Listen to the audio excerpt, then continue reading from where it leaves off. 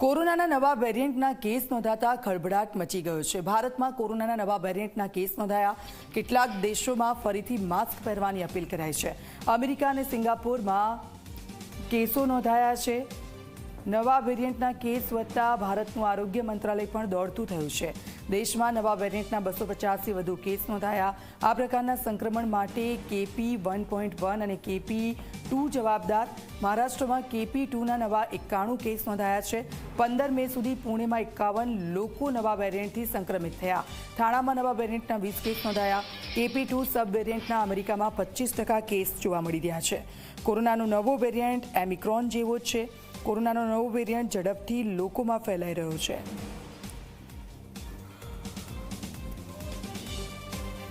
તો 15 મે સુધી પુણેમાં 51 લોકો આ નવા વેરિયન્ટથી સંક્રમિત થયા છે। અમેરિકામાં સૌથી વધારે કેસ આ નવા વેરિયન્ટના જોવા મળ્યા।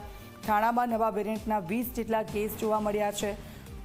KP 2 સબ વેરિયન્ટના અમેરિકામાં 25% કેસ નોંધાયા છે અને દેશમાં આ વેરિયન્ટના 250 કેસ નોંધાયા છે।